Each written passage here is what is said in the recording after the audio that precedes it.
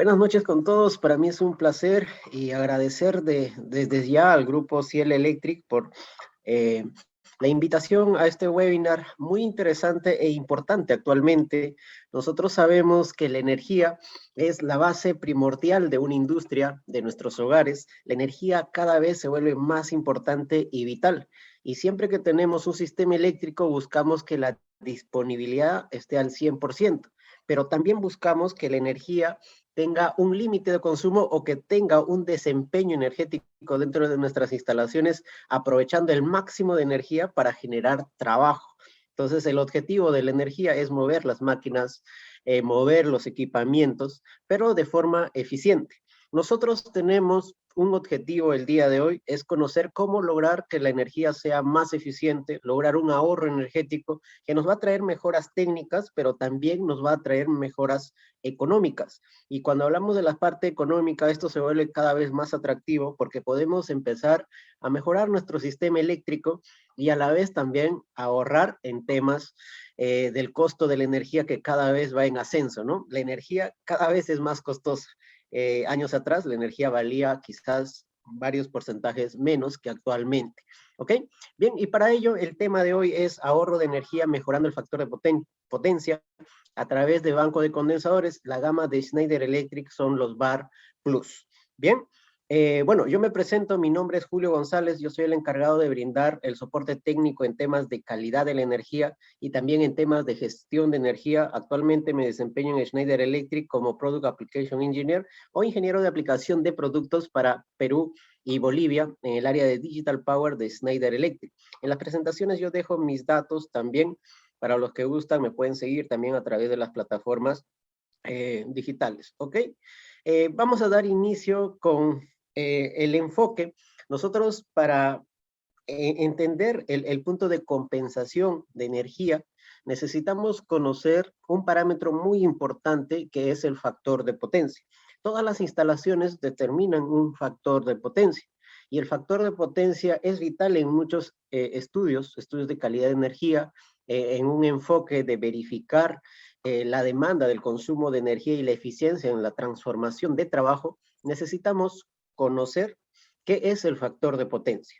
Bien, entonces en nuestra historia, un poco más de 100 años, empezamos el uso de la energía eléctrica en corriente continua solamente para el alumbrado externo y algunas casas que eran las privilegiadas que tenían energía y los primeros focos incandescentes. Después de ello, se empieza a generar las grandes ciudades, las grandes sociedades y se empieza una mayor producción en el sector industrial. Normalmente las industrias trabajaban con máquinas a vapor o máquinas mecánicas, pero debido a la gran demanda de la producción se necesita de una nueva fuente que muevan las máquinas eléctricas, mecánicas, y se vuelven máquinas eléctricas, y es donde aparece la corriente alterna y prevalece por encima de la corriente continua. Entonces la corriente alterna se vuelve una fuente importante para el sector industrial y se crean los primeros dispositivos que transforman la energía eléctrica en energía mecánica para los diferentes procesos industriales. Y también se puede transmitir a grandes distancias a través de los transformadores elevadores o transformadores reductores de los niveles de tensión. Estos equipos son los motores de inducción y los transformadores que son inductivos. Todo equipo inductivo necesita de un campo magnético para su funcionamiento. Ese campo magnético es un resultado de un flujo y ese flujo es la corriente reactiva que se representa finalmente como energía reactiva. Para que una máquina eléctrica, nuestros motores, lleguen a funcionar eficientemente, necesita de un flujo reactivo, necesita de energía reactiva. Aparte, necesita energía activa que genera trabajo. Entonces, desde ahí surge un dilema. Necesitamos transportar más flujo de energía desde el punto de generación que ahora se encuentra a kilómetros, a comparación de la corriente continua que no era más de 1 kilómetro el punto de generación. La corriente alterna viene a ser aprovechada por las centrales hidroeléctricas, por ejemplo.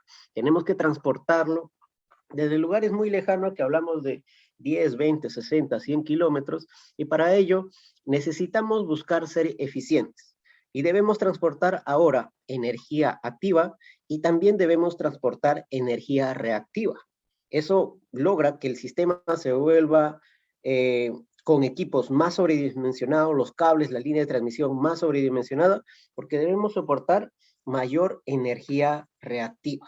Bien, y nosotros sabemos que en nuestras aplicaciones vamos a encontrar siempre a los motores de inducción, el motor asíncrono, perdón, que lo podemos encontrar, por ejemplo, en ventiladores, en compresores, en bombas, en un sistema de bobinadoras, extractores, elevadores también, trifiladoras, molinos, entre otras aplicaciones. Uno de los inventos más grandes de Nikola Tesla es el motor de inducción, que es aprovechado para diferentes escenarios de aplicación en el sector industrial. Así que la demanda de consumo de energía reactiva es inevitable. Y nosotros, para conocer un poco de la parte de cómo se genera ese efecto de energía reactiva, debemos de conocer el tipo de carga que se conecta. Cuando hablamos de una carga inductiva, la corriente tiende a retrasarse con respecto a la tensión y genera un ángulo, ¿sí? Se genera un ángulo. Entonces existe un desfasamiento. Ese desfasamiento genera un ángulo y el ángulo determina la característica de la carga. Existen tres tipos de cargas acorde a su impedancia. Una carga resistiva, el ángulo es igual a cero, el desfasamiento es igual a cero. Una carga inductiva, la corriente se retrasa con respecto a la tensión. Se dice que el sistema es inductivo o tiene una corriente atrasada con respecto a la tensión. Y lo contrario, la corriente se puede adelantar con respecto a la tensión. ¿Cuándo se adelanta? Cuando hablamos de unas cargas capacitivas. Por ejemplo, el condensador. Ocurre lo opuesto, lo inverso a un inductor. Porque el inductor genera un campo magnético. La corriente se retrasa. El condensador genera un campo eléctrico. La corriente se adelanta. Bien, entonces esa característica lo vamos a conocer un poco más adelante porque ya hablaríamos de cuál es el complemento para compensar lo que está demandando la carga inductiva. Y su complemento viene a ser los condensadores. ¿Ok? Eso lo vamos a ver un poquito más adelante. Entonces la energía reactiva genera un punto de beneficio que es el trabajo, ¿no? El movimiento de las máquinas mecánicas en transformación de energía eléctrica en mecánica. Pero para generar esos movimientos y esa transformación se necesita de energía reactiva, generando campo magnético. La desventaja de la energía reactiva es que no está generando trabajo, pero sí está generando ese campo magnético necesario para que el equipo entre en funcionamiento. ¿Bien? Entonces la energía reactiva es importante porque sin la energía reactiva no estaríamos logrando el funcionamiento de los dispositivos inductivos. Bien, pero como ahora sumamos estas dos energías, va a conocerse un flujo de corriente mayor. Y cuando tenemos mayor corriente, vamos a tener mayores pérdidas por efecto Joule, por efecto Skin, entre otros puntos. Envejecimiento prematuro del equipo. ¿Soporta más corriente un cable? Claro está que se va a ver un derrateo de la vida útil. Si los transformadores soportan más corriente, soportan más potencia, entonces también hay un derrateo de los dispositivos. Y algo muy interesante es que si nosotros consumimos exceso de energía reactiva con respecto a la activa, todos los países empiezan a determinar un límite máximo de consumo de energía reactiva. Y eso puede aumentar nuestras facturas eléctricas. Si nosotros dejamos de consumir energía reactiva, estamos liberando la red eléctrica y de esa forma no vamos a llegar a ese punto crítico de tener costos adicionales en las facturas eléctricas mensuales, ¿ok? También existe un impacto económico. Mayores costos de los equipos, ¿sí?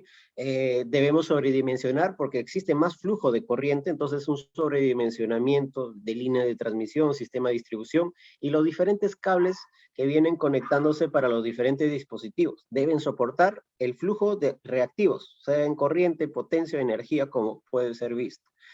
Posibles fluctuaciones de la tensión. Cuando existe flujo de energía reactiva, la tensión tiende a elevarse si el flujo de energía reactiva es alto. Si el flujo reactivo es menor, la tensión tiende a generar subtensiones. Entonces, la estabilidad de la tensión también tiene una perspectiva de análisis con respecto a las fuentes reactivas existentes. Entonces, como vemos, existen impactos técnicos, económicos, pero también existe un impacto de mayores emisiones de CO2 cuando existe más flujo de corriente que está generando pérdidas, degradación en los equipos, entre otros, porque es una corriente mayor a lo normal, ¿no? Entonces, también existe un impacto, se puede generar mayores emisiones de CO2 y el impacto es al medio ambiente, ¿ok? Entonces, la corriente, una mayor corriente nos trae debilidades y eso aumenta el costo también de la energía, ¿ok? Entonces nosotros, para entender mejor la perspectiva, hemos hablado del desfasamiento del ángulo que existe entre la tensión y la corriente. La corriente se puede adelantar o se puede retrasar. En una carga inductiva y el usuario final, en la industria, normalmente la corriente se retrasa con respecto a la tensión y eso está generando campos magnéticos por las cargas inductivas conectadas, que son los motores principalmente. Entonces acá nosotros tenemos un ejemplo muy conocido y clásico. Tenemos dos opciones, la opción número 1 y la opción número 2, de una bebida que seguramente a muchos no nos gusta, ¿ok? Bien, entonces si nos dan a elegir, inmediatamente elegiríamos la opción número 2, más parte líquida y menos parte espumosa. La opción número 1 representa, por ejemplo, el vaso, la capacidad de un transformador, la capacidad de un sistema en generar energía, la capacidad de las líneas de transmisión, o la capacidad también del soporte del transformador principal dentro de nuestro sistema. Entonces, en la opción número 1, el vaso está más lleno en comparación de la opción número 2. La opción número 2, vemos que está más liberado en comparación del vaso número 1. Esto puede ser una analogía, un símil, por ejemplo, el transformador 1 está casi llegando a su tope y el transformador 2 está más liberado. ¿Qué es lo que está llegando en el primer vaso? Parte espumosa casi al 50% y parte líquida al 50%. La parte de la espuma sería la generación del flujo reactivo de soporte, la energía reactiva, la potencia reactiva o la corriente reactiva, como lo podemos ver. Y la parte líquida se habla de la energía activa, la potencia activa o también la corriente activa. Bien, entonces en porcentaje están casi 50%, 50%. La liberación del transformador que representa el vaso como símil está un poco más lleno o llegando a su máximo, ¿no? En la opción número 2 tenemos más parte líquida y tenemos menos parte espumosa. La parte espumosa casi pequeña, y no se verifica o bueno, es casi impercibible, ¿no? Entonces en estos dos casos hablamos de parte reactiva y parte activa.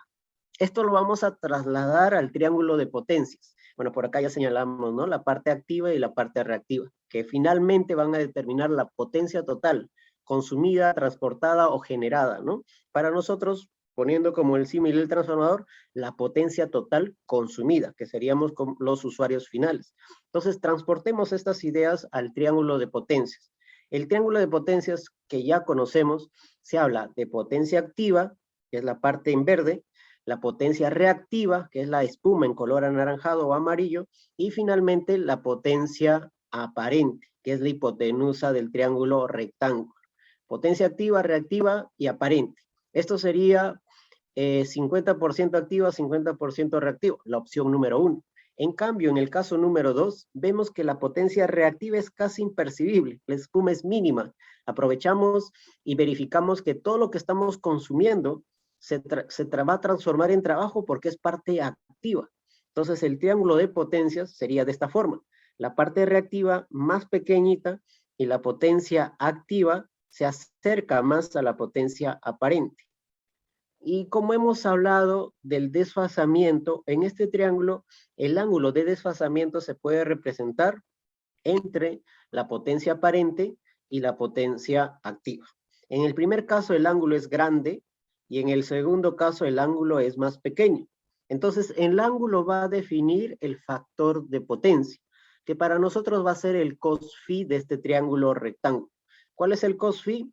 El cateto adyacente entre la hipotenusa. Recordando un poco de trigonometría, ¿no? El cateto adyacente, que es la potencia activa, entre la potencia total consumida, que es la potencia aparente. Entonces, el factor de potencia tiene que ver con el desfasamiento del ángulo. Como tenemos cargas inductivas, existe un consumo de energía reactiva, ¿sí? Esta energía reactiva, si es más grande, el ángulo es más grande. Si es más pequeño, el ángulo se hace más pequeño. Y trigonométricamente, recordando, el cos phi, si el ángulo es más grande, ocurre lo inverso. El cos phi se hace más pequeño o se aleja de la unidad. Y si el ángulo es pequeño, el cost-phi se acerca a la unidad. Entonces, mientras nosotros dejemos de consumir potencia o energía reactiva, el ángulo tiende a ser más pequeño y todo lo que nosotros consumimos se transforma en energía bien aprovechada que está generando un trabajo útil. Si el ángulo es muy grande, vemos que consumimos reactivos y activos y todo lo que estamos consumiendo, parte genera trabajo y parte genera campo magnético que no nos genera un beneficio. Entonces el factor de potencia o cost-phi se va a definir como potencia activa, que normalmente se expresa en kilowatts, entre la potencia aparente total, que sería los kilovolt amperios consumidos. Bien, entonces tengamos en cuenta el cost-phi y esta relación, debido a que el cost-phi va a ser tomado en cuenta en muchos tipos de análisis. El factor de potencia se puede validar a través de estudios de ahorro de energía, a través de estudios de eficiencia energética. Cuando evaluamos el desempeño energético, el factor de potencia es un KPI. Gestionar la energía de forma eficiente, uno de los primeros pasos es verificar cuál es el factor de potencia en nuestras instalaciones. Realización de auditorías energéticas en búsqueda de compensar la energía reactiva. En análisis de tarifación, cuál es elegir la mejor tarifa acorde a la demanda de nuestra energía reactiva o factor de potencia. Bien, y también en estudios de calidad de la energía es importante analizar el factor de potencia. Y cuando tenemos un nuevo proyecto, de repente queremos ampliar nuestra planta, crear una nueva planta, una nueva industria, en los proyectos también se tiene que validar el cuadro de cargas y verificar cuál es nuestro factor de potencia, porque es muy importante. Si el factor de potencia tiende a alejarse de la unidad, nos va a indicar, como hemos recordar, este triángulo, si el ángulo es muy grande, el cost-phi se aleja de la unidad. Perdón. Entonces, cuando se aleja de la unidad, estamos consumiendo más potencia reactiva y estamos desaprovechando todo lo que nos brinda la empresa suministradora, porque poca parte se convertirá en parte generadora de trabajo y el resto solamente en parte de generación de campo magnético, que es muy importante, sí, es muy importante, pero no nos genera trabajo, que es la desventaja. ¿Ok? Entonces vamos a poner como ejemplo los siguientes casos. Tenemos tres industrias, la industria A, la industria B y la industria C. Las tres industrias, digamos que producen un producto, no sé, si estamos por Piura, que tenemos por ahí los ricos chifles, supongamos que las tres industrias producen chifles, las mismas cantidades de producción mensual. Entonces el trabajo que genera es la misma potencia, están generando el mismo trabajo. Potencia activa 1, 2 y 3 de las industrias A, B y C son iguales. Entonces la diferencia sería cuál es la potencia reactiva que están consumiendo. Como están produciendo lo mismo, bueno, tienen el mismo equipamiento, los mismos motores, ¿no? Entonces, en el caso número 1, consumen menos potencia reactiva. En el caso número 2, consumen más potencia reactiva. Y en el caso número 3, es una industria que realmente está consumiendo mayor potencia reactiva. Esto se traduce en el tiempo en energía, ¿no? Mayor energía consumida. Entonces, el total de las potencias que se verifican, inmediatamente verificamos y observamos que la industria C está consumiendo más potencia aparente, está consumiendo más de la red eléctrica, generando el mismo trabajo que las otras dos industrias. Esto nos lleva a analizar cuál es el factor de potencia de la industria A, B y C. Y el factor de potencia que se acerca más a la unidad es el que tiene el ángulo más pequeño, que sería la industria A. Mientras la industria B tiene un ángulo que se está alejando, que está creciendo, y la industria C tiene el ángulo más grande. Entonces el factor de potencia, la industria 1, un cost-phi superior al cost-phi 2 y superior al cost-phi 3. La industria número 1, este cost-phi seguramente se está acercando a la unidad. Es una industria que es más eficiente en el consumo de la energía. Está ahorrando energía y de esa forma también económicamente va a tener menos costos en su facturación. La industria C, que está produciendo lo mismo, va a tener las mismas ventajas económicas en sus ventas, pero realmente detrás de ello está pagando más por el consumo de energía. ¿Ok? Bien, entonces con ese escenario, nosotros podemos ahora validar en Perú cuál es el factor de potencia mínimo aceptado. Y nosotros en Perú tenemos las opciones tarifarias que nos exigen que el factor de potencia no sea menor a 0.96. importante. Y hasta el momento yo sigo buscando algún país que sea tan exigente como el de nosotros. Realmente todos los países latinoamericanos, centroamericanos, América del Norte, inclusive Europa, no hay un país que exija un factor tan alto de 0.96. Y esto es muy, muy importante, ¿no? Cuando nosotros adquirimos un motor, por ejemplo, un motor de inducción estándar, el motor tiene un factor de potencia de 0.8 a 0.85. ¿Logramos el objetivo? No lo logramos. Pero de repente surge la idea, entonces adiciono un motor que sea de alta eficiencia. Su factor de potencia puede estar entre 0.9 y 0.92 o 0.93 incluso. ¿Logramos el objetivo? Realmente todavía no lo logramos porque existe una exigencia de 0.96 como factor de potencia mínimo. Si estamos por debajo de 0.96, entonces va a existir una penalidad, un pago adicional por el concepto de exceso de consumo de energía reactiva. Otros países vecinos, por ejemplo, la normativa del Arconel para Ecuador exige 0.92. Por acá, Chile, que nos quiere igualar, hace 2 años ha cambiado de 0.9 a 0.93, es el más cercano. Y el resto de países, Colombia, Bolivia, Argentina, Brasil, Uruguay, Paraguay, normalmente es 0.9. Colombia, el año pasado ya estaba buscando mejorarlo a 0.92. ¿Por qué buscamos mejorar el factor de potencia? Porque actualmente, como comentaba al inicio, la energía es muy importante. Si nosotros consumimos menos energía reactiva, el sistema eléctrico interconectado va a tener más disponibilidad de energía para otros usuarios. ¿Ok? Entonces, Perú, uno de los países más exigentes, digamos, a nivel mundial, con un factor de potencia 0.96. Europa, Estados Unidos, Canadá, normalmente exigen 0.9, ¿no? Bien, nuestro país es el más exigente a través de las normativas. Bien, algo a recordar que no les dije al inicio, si ustedes tienen alguna duda, alguna pregunta, con libertad, por favor, lo pueden plasmar a través del chat. Nosotros vamos a hacer unas pausas y vamos a responder las dudas que surjan en este webinar. Bien, entonces continuemos. Hemos hablado ya del factor de potencia y veamos esta factura de unos años atrás de una industria de cables muy importante en el Perú, y verificamos que en estas facturas, ¿cuál es el concepto que atribuye al exceso de consumo de energía reactiva? Y lo observamos por acá. Energía reactiva, 310.603.94 kilobar hora o kilovolt-amperios reactivos hora, es energía. Por el costo en ese entonces, 0.0338, es el costo de la energía reactiva en exceso.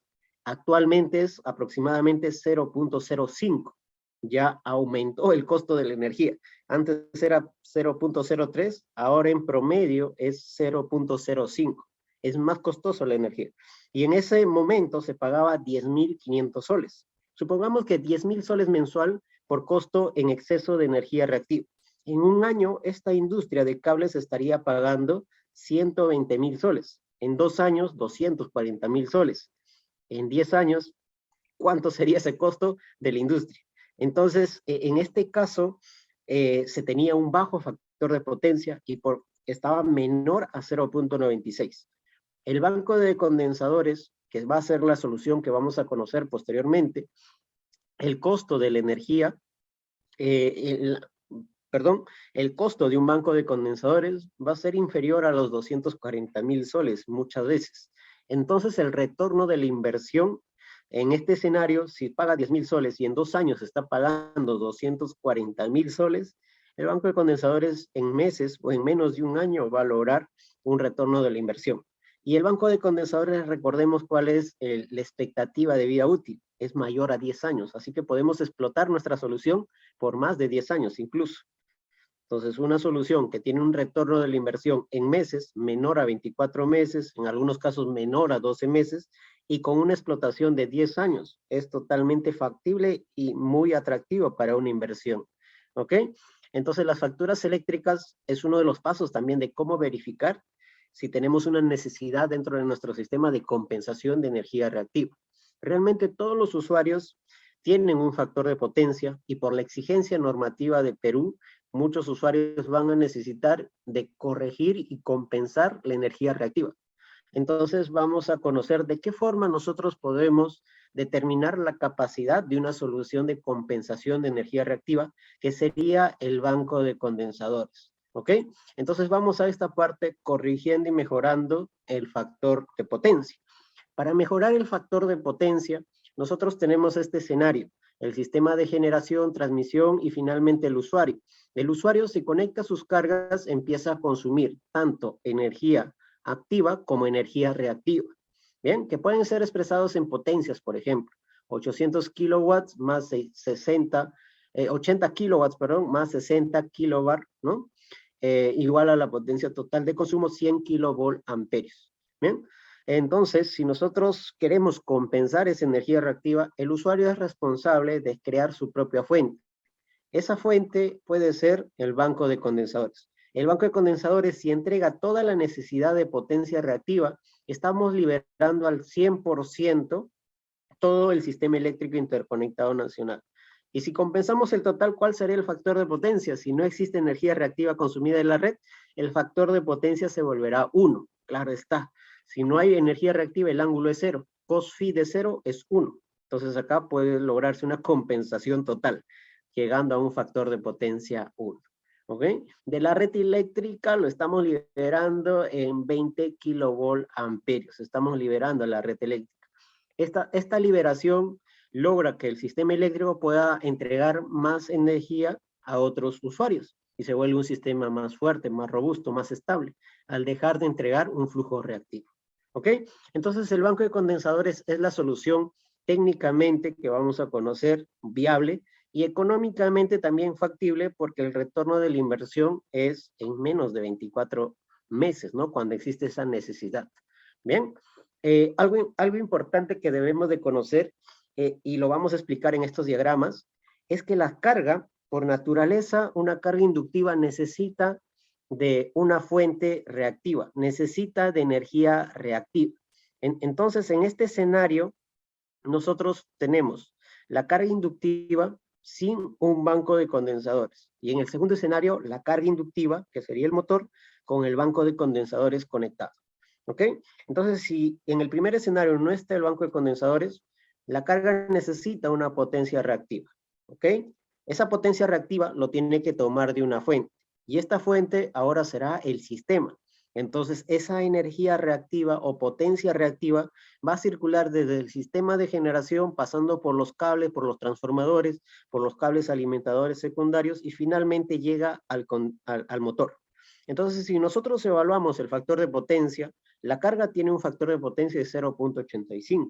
Entonces, el sistema también va a tener el mismo factor de potencia, porque es la misma energía o potencia reactiva consumida. ¿Ok?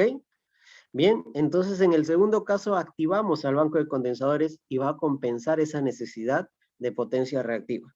Entonces en el segundo caso, ¿cuál es la necesidad de potencia reactiva?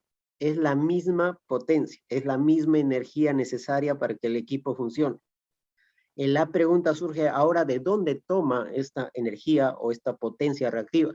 Tiene las dos opciones: del banco de condensadores conectado o de la red eléctrica. Y en este caso, el porcentaje mayor de entrega va a ser del condensador. Va a entregar casi el total de potencia reactiva. Y de la red eléctrica, que absorbe lo mínimo, ¿no? Absorbe una potencia diferenciada que es menor. Inicialmente absorbía de la red eléctrica toda la energía reactiva. Ahora absorbe menos energía reactiva.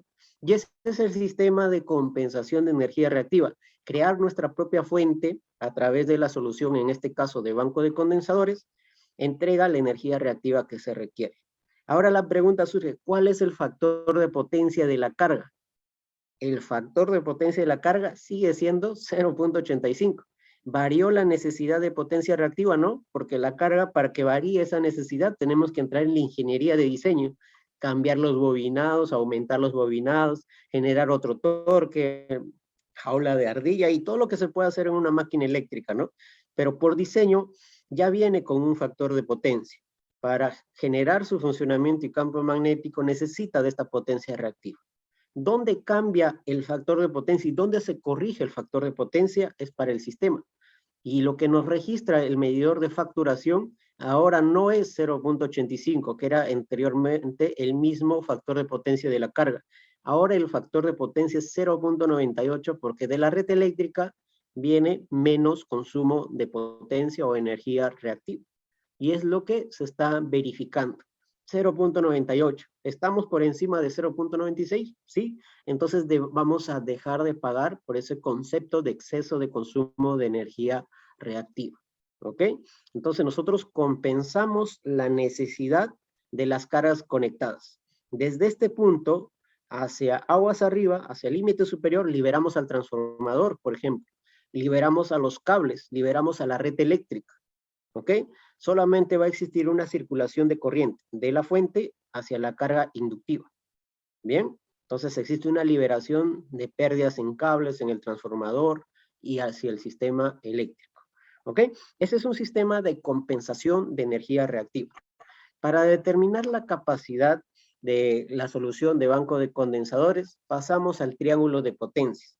Inicialmente, este sería el escenario donde el ángulo es muy grande, la potencia reactiva consumida es muy alta y se genera un factor de potencia que se aleja de la unidad, posiblemente 0.8, 0.85. Lo que nosotros vamos a hacer en el segundo escenario es que esa energía reactiva que requiere la carga sea compensado a través de la aplicación de un banco de condensadores, porque la carga necesita que se entregue esta potencia reactiva. Parte tiene que venir del sistema y parte del banco de condensadores, que sería la solución que vamos a buscar aplicar. Entonces, para la red eléctrica, lo que inicialmente entregaba ha bajado, ha disminuido, ahora de Q1 pasa a Q2. Entonces, el nuevo triángulo en el sistema será un ángulo que pasa de phi sub 1, que era más grande, a un ángulo phi sub 2, que va a ser más pequeño. En este nuevo triángulo pequeño rectángulo que observamos por acá, podemos observar que el cos phi se va a acercar más a la unidad. Entonces, demostremos trigonométricamente cuál es la fórmula. Y vamos algo rápido, el tiempo es oro. Entonces, Q sub 1 sería la potencia activa que permanece constante por la tangente del ángulo inicial. Q sub 2, ahora en el triángulo más pequeño, sería potencia activa por la tangente del ángulo final, que sería este ángulo de desfasamiento. Entonces, la diferencia, Q sub 1 menos Q sub 2, es la capacidad del banco de condensadores. Entonces, apliquemos esa diferencia. Potencia del banco de condensadores sería Q sub 1 menos Q sub 2. Reemplazando, tenemos algo para factorizar que tienen en común, que es la potencia activa. Factorizamos y llegamos a la fórmula general de compensación de energía reactiva que va a determinar la capacidad del banco de condensadores. La potencia reactiva requerida a compensar es la potencia activa. Potencia reactiva es igual a la potencia activa y diferencia de tangentes. Tangente del ángulo inicial menos la tangente del ángulo objetivo. Entonces, en este punto, evaluemos esta fórmula demostrada a partir del triángulo de potencias, ¿no? Ahora, esta fórmula tiene datos muy precisos que debemos de conocer. Primer dato, la potencia activa. Necesitamos conocer cuál es la potencia demandada en nuestro sistema, que normalmente lo expresamos en watts o en kilowatts, ¿no? Por la demanda de la industria.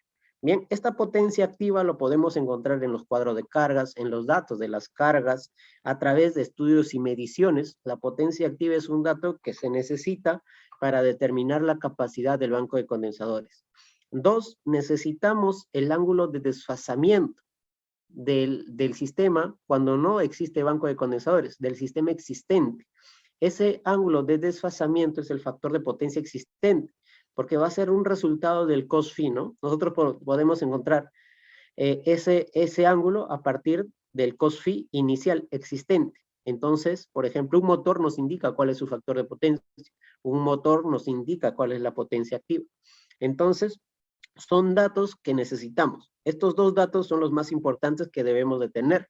Y también estos datos se puede extraer de una factura eléctrica. Las facturas eléctricas expresan energías que pueden ser concebidas como potencias y también se puede validar el factor de potencia en cálculo de los valores de energía reactiva y energía activa. Y finalmente, el dato que sí debemos de conocer en el diseño y dimensionamiento de un banco de condensadores, ¿cuál va a ser nuestro factor de potencia objetivo? Si en Perú nos exigen En nuestro país nos exigen 0.96. Recordemos que lo mínimo, el COSFI siempre tiene que ser mayor a 0.96. Cuando diseñamos un banco de condensadores, el factor de potencia objetivo tiene que ser mayor a 0.96 y lo llevamos a 0.98. ¿Bien? Lo llevamos a 0.98. Ese es el factor de diseño de un banco de condensadores. ¿Y por qué no 0.96?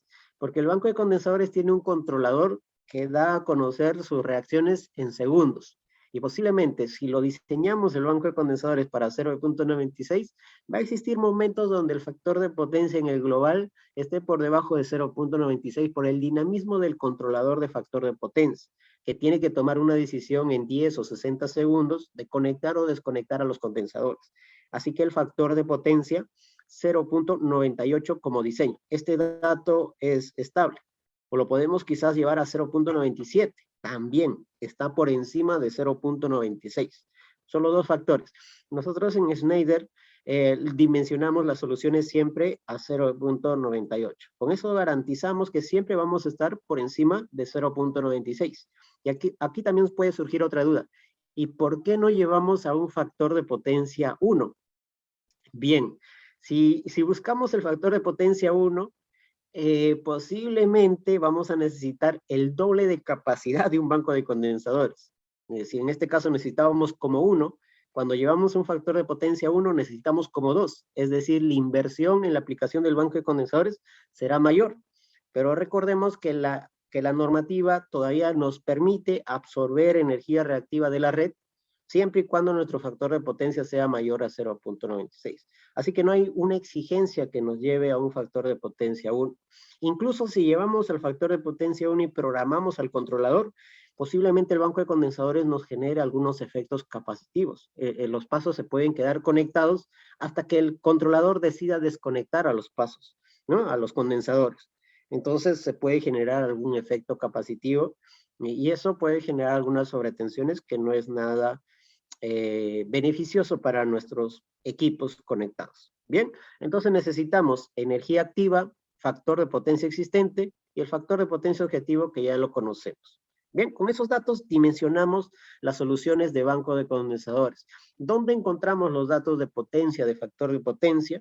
Uno lo podemos encontrar en las facturas eléctricas. Entonces, uno de los puntos, los primeros pasos es conocer si estamos pagando por energía reactiva. Facturas eléctricas es muy fácil de tener una estimación de la capacidad del banco de condensadores.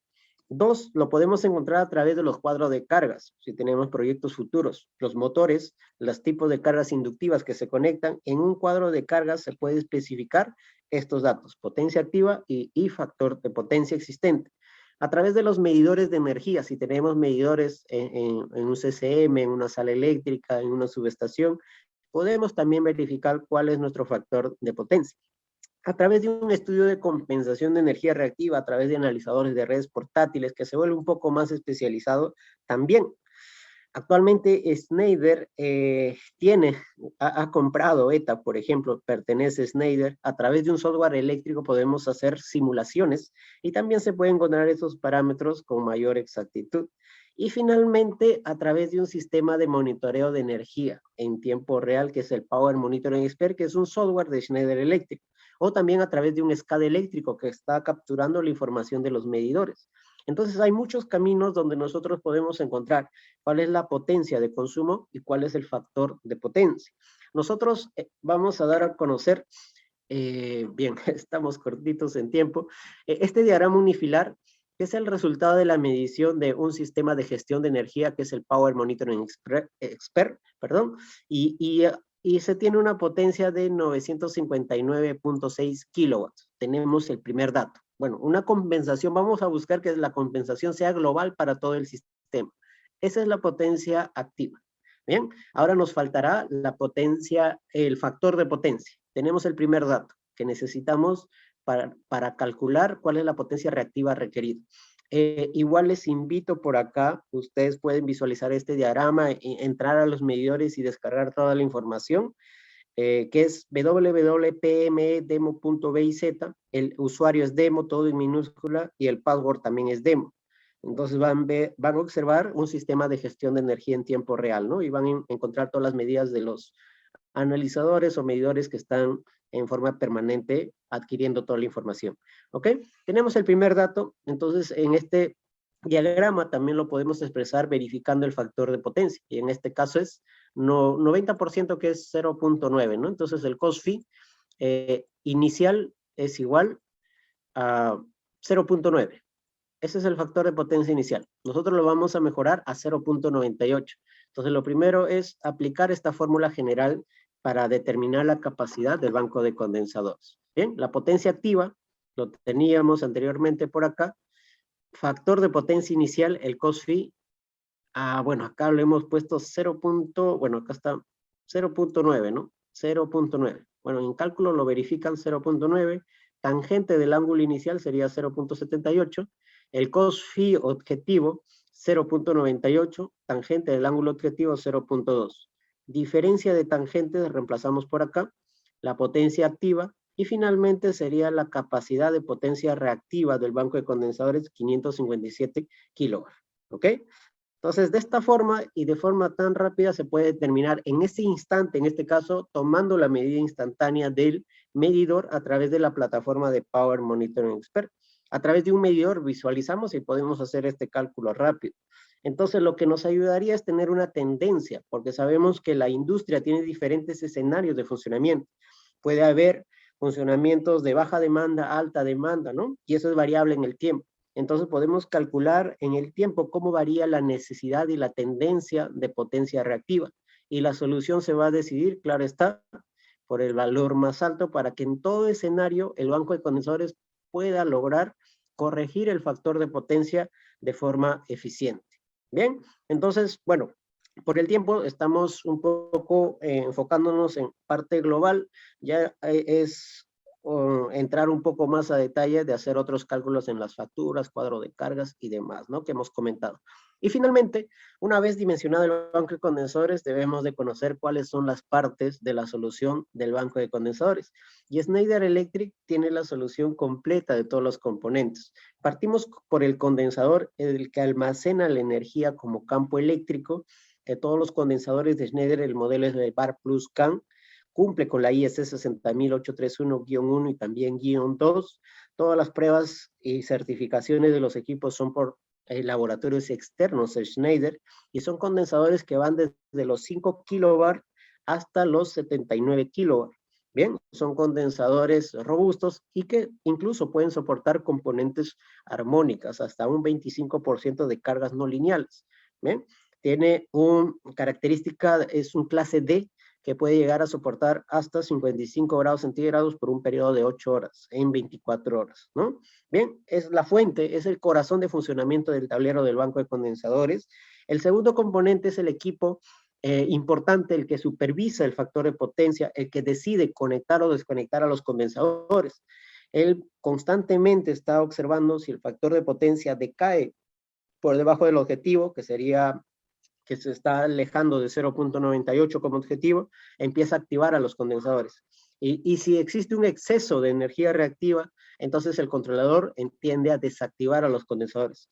Tiene una autoinicialización automática, puede realizarse cualquier secuencia de pasos, no necesariamente el primer paso es el más pequeño, el primer paso puede ser el más grande, el segundo paso más pequeño, no hay ninguna diferencia en ello. Es un controlador cada vez más inteligente que también protege frente a eventos de resonancia eléctrica que puede provenir de los armónicos. Entonces, este dispositivo es el controlador, es como el cerebro, ¿no? El que está pensando y decidiendo la conexión o desconexión de los condensadores. Y en esa decisión de conectar y desconectar, tiene que aliarse con un dispositivo que es el equipo de maniobra. Y el equipo de maniobra es un dispositivo especial, es un contactor especial que tiene resistencias de preinserción. Recordemos que el condensador es una carga capacitiva. Cuando se conecta, genera un transitorio. Ese transitorio se le denomina el transitorio oscilante.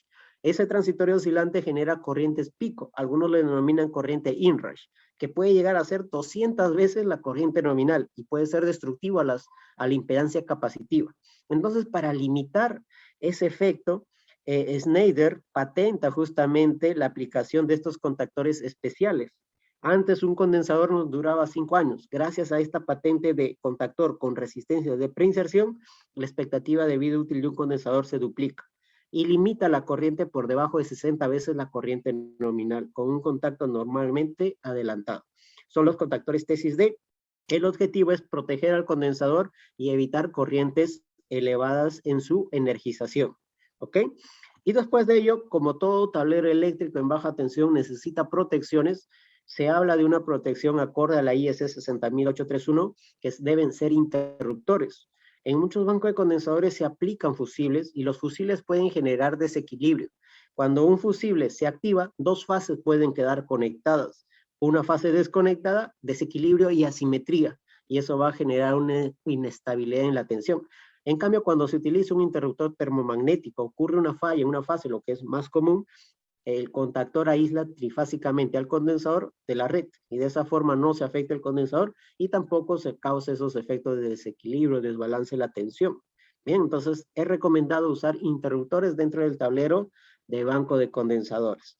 Bien, y finalmente un dispositivo no muy conocido que son las reactancias inductivas, VAR plus DR. Estas reactancias es interesante conocer el aspecto de armónicos. Actualmente todos los dispositivos se convierten cada vez más en electrónica de potencia. La electrónica de potencia tiene diodos o tiristores que conmutan a alta frecuencia. Nuestra red es 60 Hz, pero los armónicos se generan a múltiplos de 60 Hz. El tercer orden armónico, 180 Hz. El armónico que más predomina en la industria, el quinto orden armónico, 5 por 60, 300 Hz. Son tensiones o corrientes múltiplos de la frecuencia fundamental y normalmente los impares son los más predominantes. Cuando se generan los armónicos tienden a degradar a la impedancia más débil y la impedancia más débil dentro de un sistema son las impedancias capacitivas, es decir, los condensadores. Los condensadores son o atraen a los armónicos, ¿no? Decirlo de una manera. Tienden a tener una impedancia muy baja y las corrientes armónicas, por naturaleza de cualquier corriente, es buscar la menor oposición a su paso. Y siempre va a ser la menor oposición a su paso a los condensadores. Se disipan en forma de calor, degradan la capacitancia. Algunos condensadores, incluso por armónicos, tienen las partes laterales a elevarse. Y algunos condensadores que no están preparados para esos escenarios, incluso llegan al punto crítico de la explosión. Recordemos un condensador de laboratorio, los electrónicos que nos acompañan y los eléctricos también que hemos tenido laboratorios de electrónica, un condensador electrolítico más pequeño que nuestros dedos, cambiábamos de polaridad y llegaba a la explosión. Esa explosión generaba un líquido que llegaba a una altura de 20, 30 centímetros y si llegaba a la piel generaba un enrejoso, algo rojito dejaba como quemaduras, ¿no? Entonces, verificar que un condensador de potencia de 20 o 30 centímetros de diámetro, una altura de 30, 40 centímetros de alto, que llegue a explotar, esto puede generar incluso un incendio. Y eso puede ser fatal si una persona, un supervisor o el área de mantenimiento está cercano, ¿no? ¿Ya? Y se han tenido muchos casos. Entonces, los condensadores son débiles frente a los armónicos. Para proteger esa debilidad, se adiciona este dispositivo que es el VAR plus DR. Es una inductancia. ¿Quién se opone en impedancia a los armónicos? Son las partes o los dispositivos inductivos. Un transformador, por ejemplo, se opone a los armónicos. Una reactancia se opone y rechaza a los armónicos. Entonces, como evita que los armónicos lleguen al condensador, algunos lo denominan filtro de rechazo. Y a la vez también cambian la impedancia que era puramente capacitivo a inductivo y capacitivo.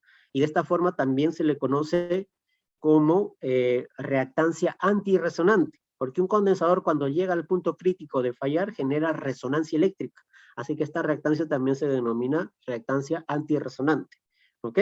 Es un dispositivo frente a la polución o, bueno, a la contaminación armónica que puede existir en nuestro sistema. ¿Ok?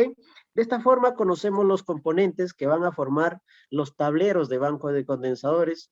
En esta distribución, los condensadores como fuente de entrega de energía reactiva, posibilidad de aplicación de una reactancia que va en serie por cada paso, los contactores como equipos de maniobra, los interruptores como equipos de protección y finalmente el controlador de factor de potencia que activa o desactiva a través de las bobinas de los contactores la conexión o desconexión de los condensadores.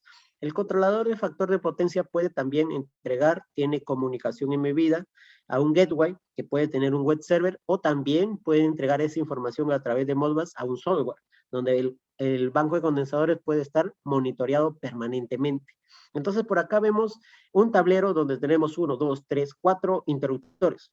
A cada etapa de banco de condensadores se denomina un paso. Esto es un tablero de banco de condensadores de 4 pasos, posiblemente gobernados por 1 o 2 condensadores por paso. Bien, y de esta forma podemos entrar un poco más al diseño de un banco de condensadores. Por acá vemos un tablero de banco de condensadores con reactancias. Tenemos por acá 3, 6, 7 pasos, 7 interruptores, 7 reactancias. Cada reactancia va por cada paso y acá observamos el grupo de condensadores. Para un sistema, bueno, este es un tablero más o menos de unos 300 a 500 kilobar, ¿no? Ya un tablero de gran potencia.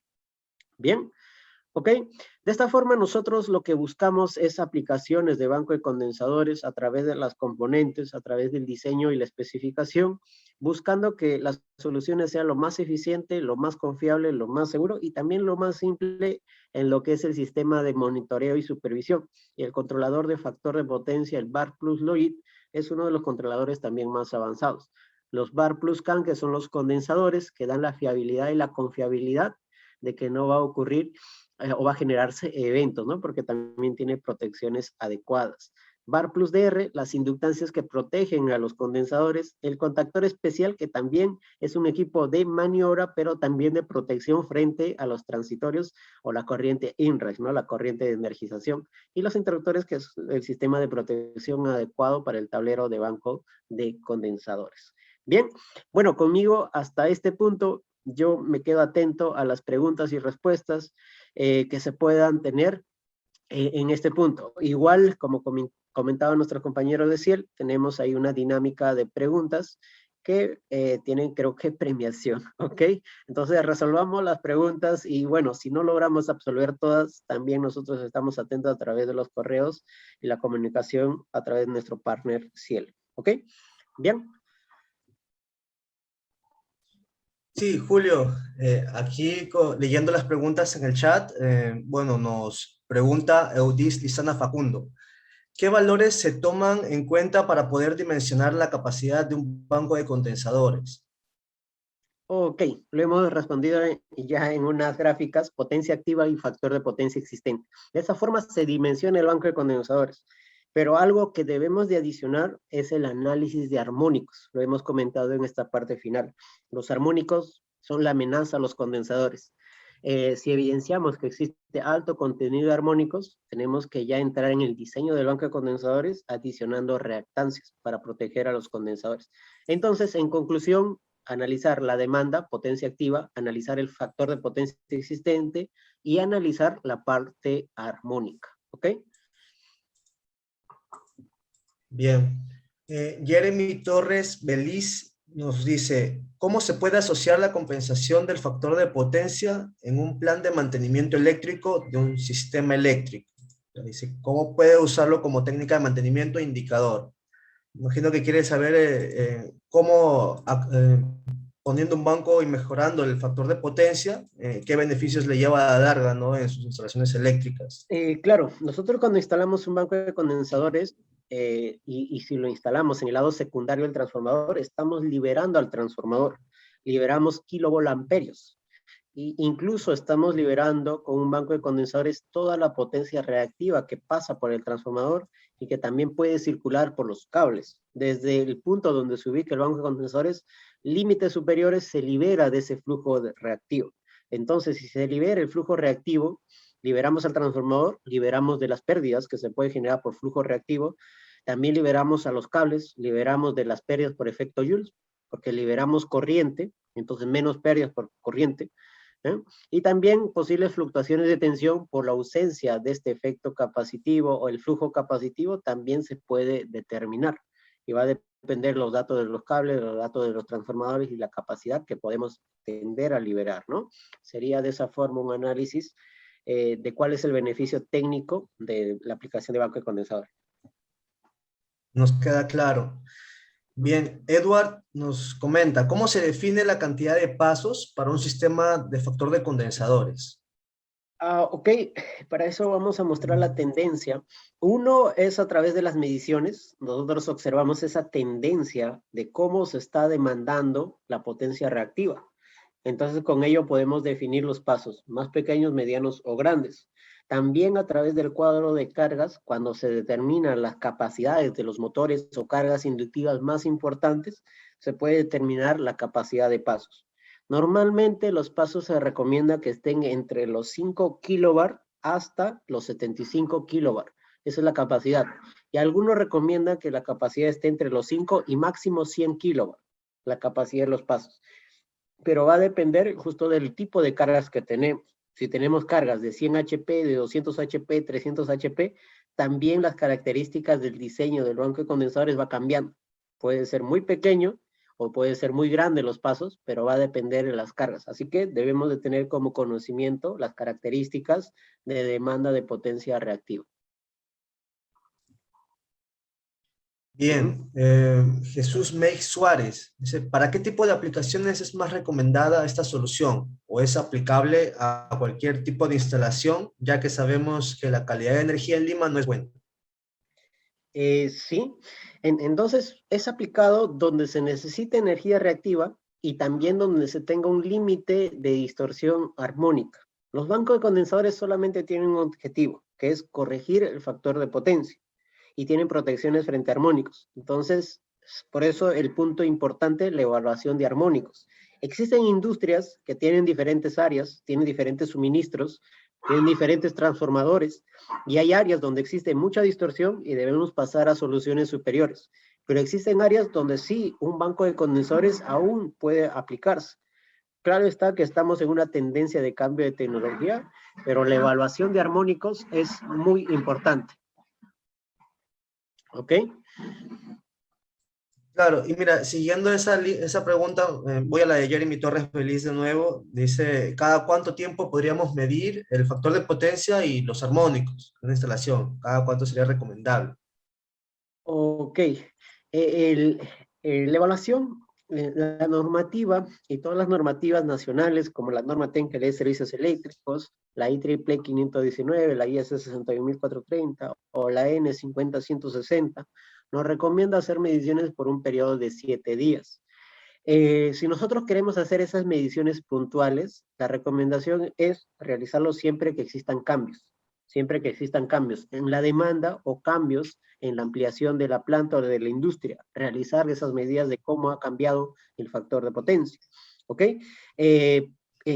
Y si nosotros queremos tener algo más estratégico y sistemático, es colocar medidores que nos acompañen a tener siempre la visibilidad del factor de potencia, que sería tener algo más exacto y más detallado para tomar decisiones, ¿no? Si tenemos mediciones permanentes, entonces en todo momento estoy supervisando mis anomalías o efectos en el factor de potencia, que sería el punto que muchas industrias actualmente están migrando. Muchas industrias migran a tener una medición permanente. Incluso adicionan el software que les comenté anteriormente, que es el Power Monitoring Expert, donde se puede validar en tiempo real cuál es el factor de potencia y las características de necesidad de potencia reactiva. ¿Ok? Bien, también nos preguntan, Eudis Lizana Facundo de nuevo, ¿cada cuánto tiempo es recomendable hacer el mantenimiento?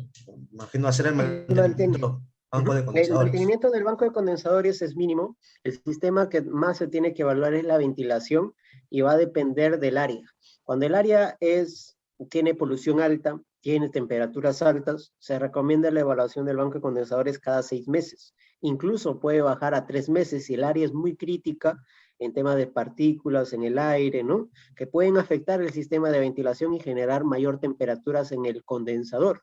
El condensador tiene que tener una temperatura de funcionamiento máximo de 30 grados centígrados. Cuando supere esos niveles de temperatura, va a tener de la mano también de bajar los tiempos de mantenimiento. Normalmente en un área controlada, donde no existe efecto de sobretemperaturas, donde no hay polución, ¿no? Un área presurizada, digamos, de una sala eléctrica, el mantenimiento es anual, ¿no? En un área controlada. Pero si estamos en áreas críticas, tiende a bajar, ¿no? 6 meses, incluso hasta 3 meses, ¿no? Va a depender la evaluación del área donde se encuentre el banco de condensadores. Claro. Ujú. Fernando nos pregunta, a ver, un par de preguntas más. Dice, ¿se puede instalar un transformador de corriente para dos controladores Bar Logic? Las señales de corriente pueden ser tomadas de un solo transformador de corriente. Va a depender de los volt-ampere y de la arquitectura que se plantea. Lo recomendado es que se tome independientemente las señales para el controlador de factor de potencia y no afectar también digamos, la precisión en la medida, ¿no? Porque eso es importante para que tomen decisión. Eso es lo recomendado. ¿Se puede hacer? Sí. Va a bajar la precisión, los volt-ampere, el burden de los trafos de corriente, posiblemente puedan ser afectados, ¿no? Bien. Y ya para cerrar, a ver, me parece una buena pregunta para cerrar esto. Dicen, evaluando el costo-beneficio, ¿a partir de cuánto, digamos, nos conviene instalar un banco de condensadores, ¿no? Yo creo que en todo momento nos conviene instalar un banco en nuestras instalaciones. Sí, sí, sí. El banco de condensadores se puede instalar desde los 5 kilowatt hasta un megabar en baja tensión. Entonces, los beneficios que nos trae siempre va a ser un ahorro de energía. Y ese ahorro de energía nos trae una recompensa, digamos, en no pagar por aquel pago de energía reactiva en exceso, ¿no? Entonces, siempre que tengamos un factor de potencia por debajo de 0.96, aplica la posibilidad de un banco de condensadores. ¿No? Bien. Eh, bueno, una pregunta más, a ver, que nos están haciendo, Julio, de la última. Uh -huh. Sí. Dicen, con la experiencia, ¿no? ¿Cómo la puesta a tierra de los bancos de condensadores? Oh, no, perdón, ¿dónde está mi qué? Ya. ¿Es recomendable instalar el banco de condensadores antes o después de un transformador de aislamiento? Ah, ok, el transformador de aislamiento, el objetivo es aislar posiblemente efectos externos o internos. Entonces, lo recomendable es antes, ¿no? En el lado primario, porque vamos a compensar tanto al transformador de aislamiento como a las cargas conectadas. Y si esas cargas conectadas normalmente son cargas monofásicas o cargas de electrónica, por eso se está aplicando un transformador de aislamiento, cargas sensibles, entonces esa impedancia inductiva también va a ser como un bloque frente a cualquier efecto interno que estén generando esas cargas hacia el banco de condensadores. La recomendación es colocar en el lado primario, ¿no? En el lado primario. Bien. Ya habiendo absuelto, bueno, la mayoría de las preguntas, no sé si Julio tendrás tiempo para una más o ya pasamos al No, concurso. como gusten, ¿no? No hay ningún inconveniente. Sí, pues, a ver, una última. Dicen, respecto a los equipos antiarmónicos, ¿qué es nuevo en el banco? Si tiene algún cálculo de acuerdo al condensador o es fijo para todos. Las reactancias antiarmónicas vienen en capacidades. La capacidad de una reactancia parte de 12.5 kilobar, 25 kilobar, 50 kilobar y 100 kilobar. Entonces quiere decir que están dedicadas para condensadores para generar pasos de 12.5, 25, 50 y 100. ¿Okay? Esas son las dimensiones de la reactancia. Y va a depender de los condensadores que se conectan en serie, que tienen que acercarse a esa potencia en el estándar de Schneider, ¿no? De 12.5, 25, 50 y 100. Uh -huh. Ujú. Bien, ahora, bueno, ya para cerrar, nos están preguntando si los condensadores de Schneider Electric tienen una sola vida. Eh, Son bueno, reutilizables, yo creo la que... vida de todos los condensadores es uno. ¿Cuándo se logra verificar que cumplió con su vida útil? Ellos vienen con una impedancia y una entrega de potencia al 100%, entonces están nuevos. Cuando baja su capacidad por debajo del 75%, tiene que ser cambiado. Entonces, su expectativa de vida útil se determina cuando la capacidad del condensador está por debajo del 75%. Entonces, si la capacidad del condensador está por debajo del 75%, debe ser cambiado. Por debajo de ello, el aislamiento ya se afectó, tiene que ser cambiado. Entonces, cuando se afecta el condensador, se activan protecciones internas. El condensador tiene un encapsulado en vacío y cuando el aislamiento se afecta tanto, se genera una disipación de un gas. Ese gas genera una presión interna y la parte superior se eleva o las partes laterales es como si se inflara, ¿no? Como si alguien internamente se golpeara la parte externa. Eso se puede ver por sobretemperatura, por sobrecorriente, por armónicos, ¿no? ¿Mm? Entonces, cuando se ven esos efectos, se evalúa la capacidad del condensador, por debajo del 75% tiene que ser cambiado. No se reparan condensadores, porque son fabricaciones con un encerramiento de toda la impedancia capacitiva, bueno, todos los materiales dieléctricos internos en vacío. Así que eso no es reparable, ¿no? Ujú. Bien, ya la última y nos vamos, nos pregunta Daniel Anglas, ¿los condensadores Schneider pueden trabajar en posición vertical u horizontal? Exacto, confirmamos, tanto vertical como horizontal. En muchos Muy casos bien. recomendamos que esté en horizontal por la facilidad de la ventilación también. Tiene una ventilación más adecuada. En vertical también, ¿no? Pero sí es importante evaluar cómo es el flujo de la ventilación. Los condensadores disipan en un tablero en promedio 3 watts por cada kilobar instalado. Entonces, de esa forma, en horizontal pueden bajar a 2.5 watts por cada kVAR instalado y facilita un poco la ventilación en el flujo. Muchos condensadores de la competencia solamente es en vertical. De Schneider tiene las dos opciones. Tienen las dos opciones y lo mejor que si son horizontal, mejora el grado de ventilación hacia el producto, ¿no? Exacto. Alargando también su vida útil. Muy bien, muchísimas gracias Julio por resolver todas estas dudas que ha tenido nuestros asistentes. E igual gracias a todos por transmitirlas por el chat, hacérnoslas saber para poder ayudarlos.